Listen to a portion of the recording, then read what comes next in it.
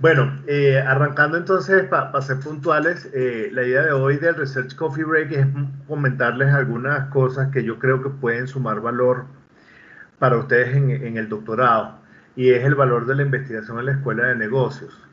Entonces, ya les mandé de todas maneras la presentación en la invitación. Había un errorcito en la fecha. Igual si quieren al final les mando nuevamente la presentación con la corrección. Entonces lo que primero que quiero aclarar es que esto que voy a compartir para nada refleja la posición oficial del CESA, ni para nada puede ser generalizable a otros colegas, a otros colaboradores, a nuestras autoridades en el CESA. Más bien lo que hace es reflejar la experiencia de este servidor a lo largo del tiempo, pero contrastado con lo que establecen unos expertos. Entonces nuestra agenda es corta, a pesar de que tenga 6 puntos. Lo voy a hacer muy breve y como pueden ver debajo del logo del CESA, a mano derecha tienen el número de slides para que vean el progreso de la presentación, ¿no? Entonces no desesperen en el intento, hacerlo lo más cortico posible. Entonces arranco con lo que dicen los expertos. Les presento a Peter Lorange. Peter Lorange fue decano de una escuela de negocios en Ginebra o en Zurich, si mal no recuerdo, en Suiza. Y bueno, el tipo se la pasa viajando por todo el planeta. El tipo tiene una visión bien nutrida e internacional de lo que debe ser una escuela de negocios, y él en el capítulo 5 de este libro, que se los recomiendo, dice lo siguiente: la investigación es el motor que dirige a la escuela de negocios. Mantiene la facultad al frente de la práctica y por tanto sostiene la misión de la escuela de negocios. Eso citando a unas palabras que dijo Johan MacArthur, que fue un decano anterior en la escuela de negocios de Harvard. Pero el propio Peter Lorange dice: permítanos subrayar la creencia que la investigación en vivo siempre debe ser parte de la creación de valor académico en las escuelas de negocio. En la página 82 está esa cita. Entonces, con base en esto, yo quería mencionarle 4 puntos a ustedes que Peter Lorange dice concretamente. El primero: la reputación de las escuelas de negocio ya no es la clave para que éstas se mantengan relevantes en la sociedad. La clave es la reputación de sus investigadores. La relevancia de una escuela de negocios depende de su capacidad para hacer talleres que exploren dilemas claves de la sociedad.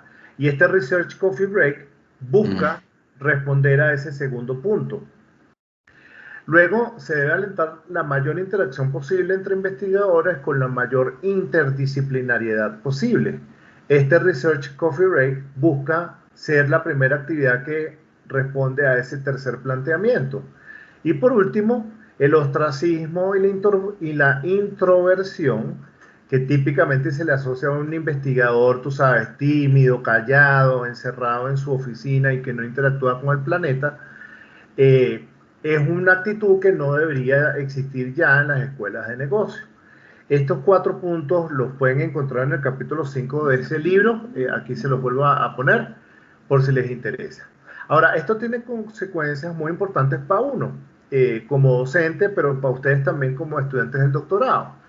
Perdonen el egocentrismo. Yo no, en este sentido no quiero que se confunda el mensaje de que mi foto que aparezca ahí busque el protagonismo, pero creo que ilustra de alguna manera con evidencia empírica constatable. Las evidencias están a la orden si quieren chequearlas, de cómo son los múltiples roles en los que un profesor puede jugar, un profesor de una escuela de negocios.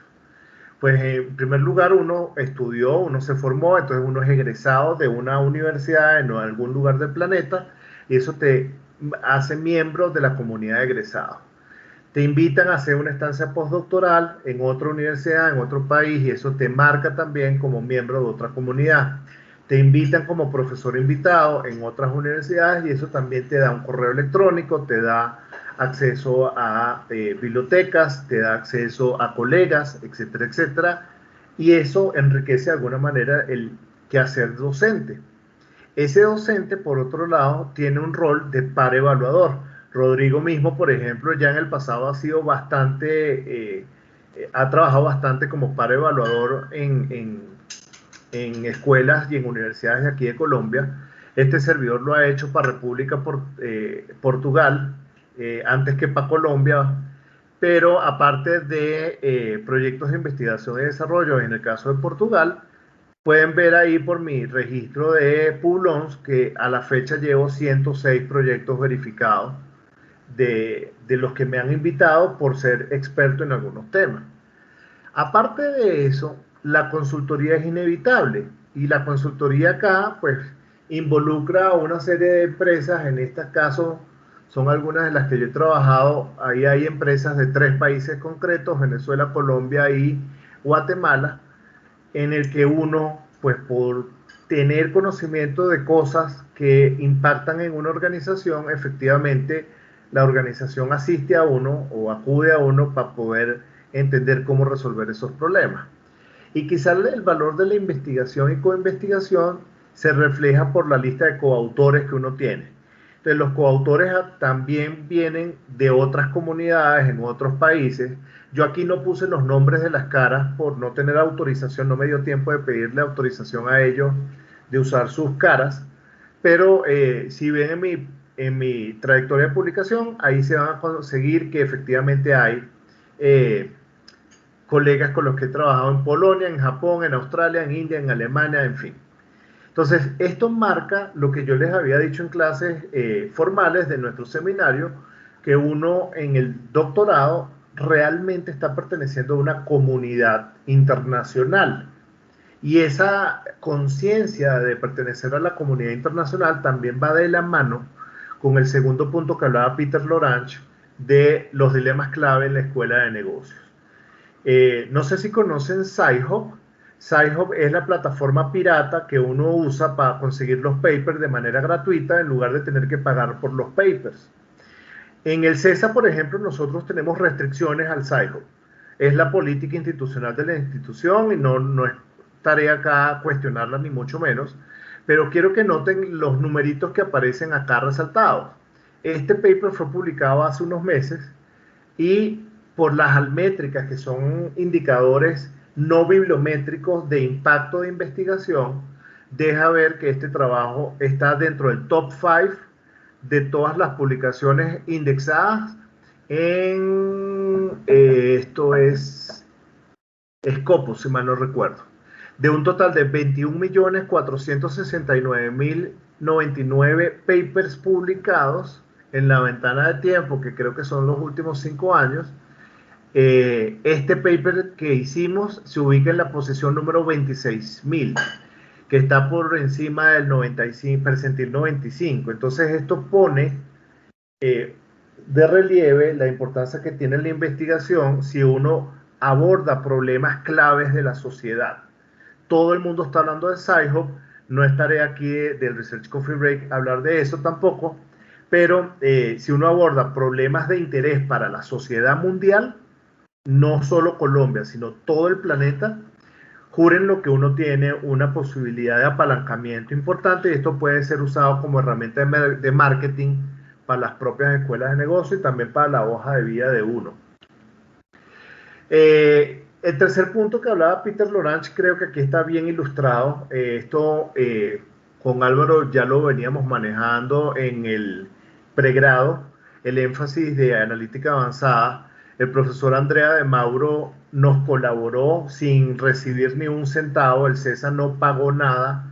De hecho, como pueden ver en este correo electrónico, él decía, bueno, yo a las 5:30 de la tarde hora Colombia, vienen siendo las 11:30 de la tarde, 11:30 de la noche aquí en Roma, yo no tengo problema, yo me suelo acostar por ahí, basta normalmente. Entonces, ilustra claramente lo que implica tener la conciencia de ser miembro de una comunidad internacional, aun cuando todos los días uno se despierte y interactúe con los colegas aquí en Bogotá.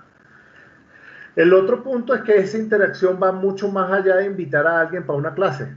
Es cuando también a ti te invitan para que tú seas parte de algo. Y aquí este pantallazo lo traigo para mostrarles que efectivamente si un país entero te llama para ser par evaluador, para evaluar proyectos de investigación y desarrollo donde hay dinero comprometido por la universidad que está pidiéndole dinero al Estado, al gobierno, en este caso de Portugal, pues eso deja ver también que en algo uno es útil, no solo para darle la clase a nuestros estudiantes, en este caso ustedes, sino también para la comunidad en general. Entonces aquí ese pantallazo pues creo que ilustra esa última parte que decía Peter.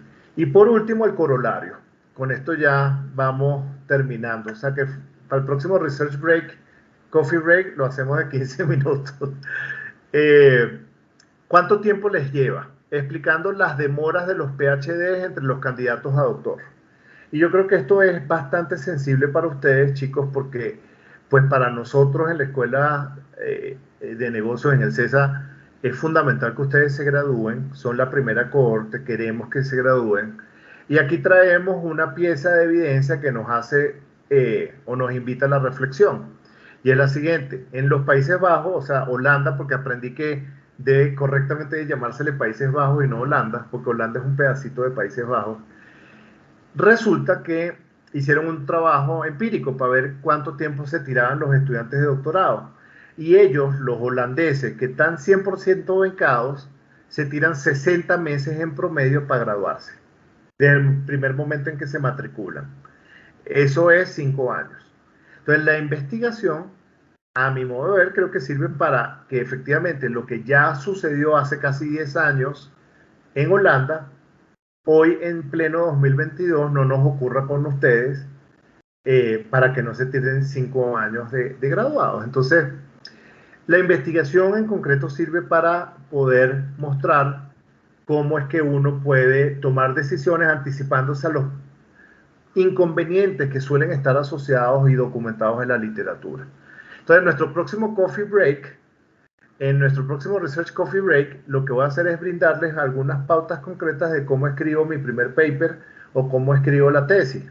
De hecho, ya con Nicolás hoy arrancamos una primera actividad en ese sentido para que se sientan acompañados, para que el tema de la tesis no sea digamos, una preocupación típica, que es la preocupación típica de todo doctor o estudiante de doctorado, y con ello poder hacer de esta experiencia de ustedes en el CESA una muy, muy favorable. Pues eso es todo, ahí está la bibliografía y les comparto la cosa. Ah, olvidé mencionarles parte de lo que es la evidencia. Aquí ven en el 16 de mayo del 2022 un correo que yo le dirijo al profesor Peter Lorange. El profesor me responde el 24 de mayo a las 6:38 de la mañana, yo le vuelvo a responder, él me vuelve a responder, yo le vuelvo a responder y así siguiendo. Y acá ven el otro correo donde la Fundación para la Ciencia y Tecnología de Portugal me hace la invitación para evaluar los proyectos de investigación y desarrollo. Muy rápidamente para cumplir con los tiempos. Les muestro lo que eso significó y deja ver un poco las prácticas que se están usando en otras universidades. Abro aquí para ustedes uno de los proyectos de investigación y desarrollo que yo tuve que evaluar. El proyecto se llama Percepciones de Justicia e Injusticia, Mercado Laboral, Acción Afirmativa y Algoritmos. Se trata de ver cómo la inteligencia artificial puede introducir sesgos en la toma de decisiones para propósitos de políticas públicas o de mercado laboral, de cubrir vacantes en una empresa. Ellos, los investigadores, están planteando una agenda de investigación de 4 años que arranca en 2023 y termina en 2026. Y como pueden ver acá, en cada uno de estos rubros, el presupuesto que ellos estiman es de 212.816 euros. Dentro de ese presupuesto, quiero mostrarles un poco cuál es la lógica de cómo funciona la investigación. Ellos acá están contemplando que de esos 212.000 y pico de euros van a graduar a 4 estudiantes de maestría y a ningún estudiante de tesis doctoral. Si yo abro otro proyecto de investigación, pues podemos ver también, este es otro, podemos ver cuál es la agenda. Estos plantean una agenda de 2 años, 42.000 euros, y dentro de esos 42.000 euros ellos no prometen estudiantes de doctorado, tampoco prometen estudiantes de maestría. Les abro otro, es que están por números y yo no me acuerdo de cuál era el proyecto en el que estaba eso. Eh, creo que este tampoco lo tiene. A ver, no, tampoco. A ver, este otro último. Ojalá que este sí. Veamos. Este está, no, tampoco 42.000. Disculpen el desorden. Ok, 235.000. Este me parece que sí. Ok, fíjense, este proyecto está ofreciéndole garantía al gobierno de Portugal un retorno de dos graduados de doctor y tres graduados de maestría. Y para ello están planteando una agenda de investigación de 4 años que arranca en 2023 y termina en 2026.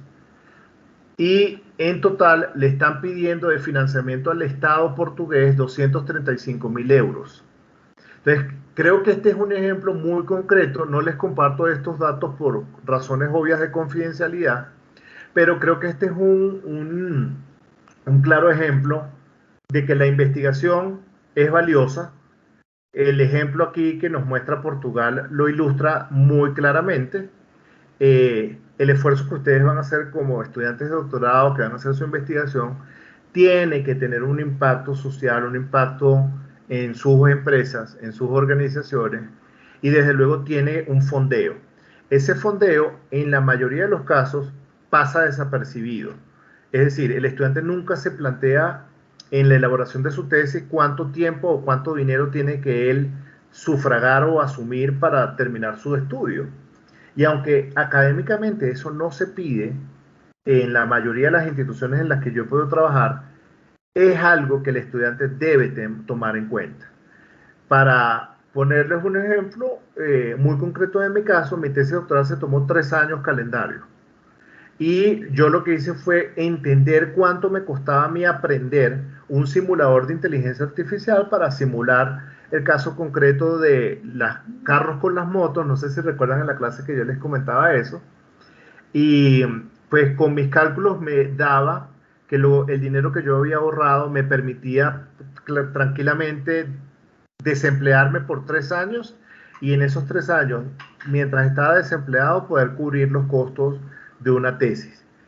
Este tipo de cosas no se dicen abiertamente porque obviamente espantan, pero si todos estamos acá y ya hemos pasado por la experiencia de manejar proyectos, supervisar gente, dar cuenta de recursos económicos, creo que esto no debe ser algo que intimide, muy por el contrario, debe ser una de las primeras cosas que nos llame la atención para planificar.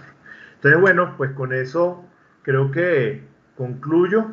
Y nada, les agradezco. No sé si tienen dudas, preguntas en estos últimos 10 minutos, comentarios. Juan, gracias ahí por la información compartida. No me queda claro, o sea, tenemos que tomar una acción, o sea, la invitación que estás haciéndonos es exactamente cuál, con base en esto. La invitación es que efectivamente ustedes están en un rol muy profesional, en un momento profesional interesante, porque van a convertirse en actores que definen cosas en la sociedad. Van a ser agentes de cambio de la sociedad.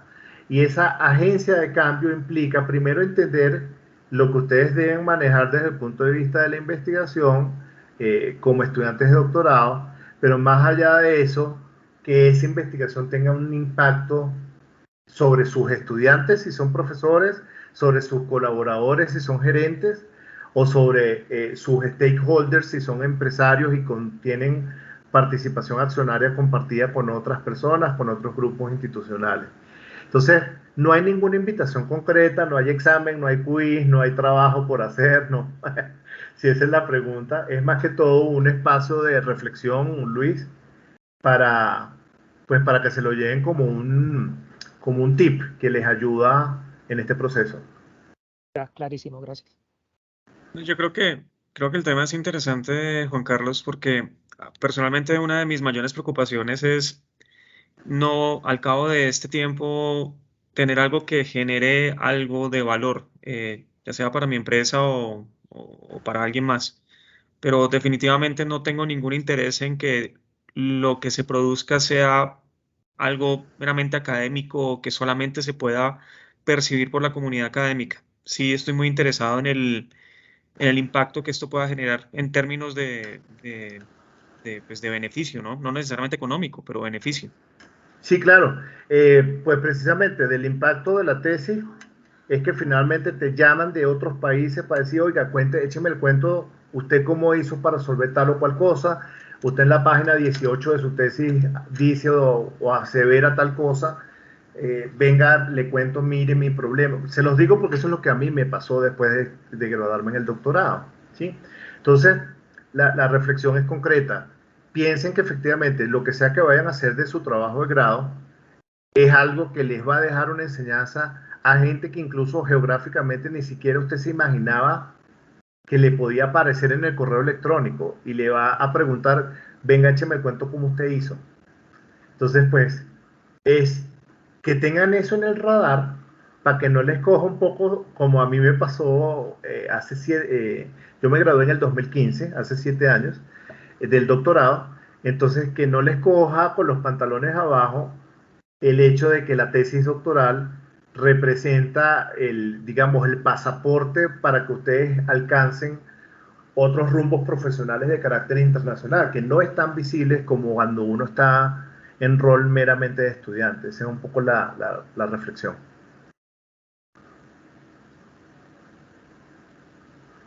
Entonces, bueno, como tienen cara de hambre, no les quito más tiempo y les agradezco, vayan a comer.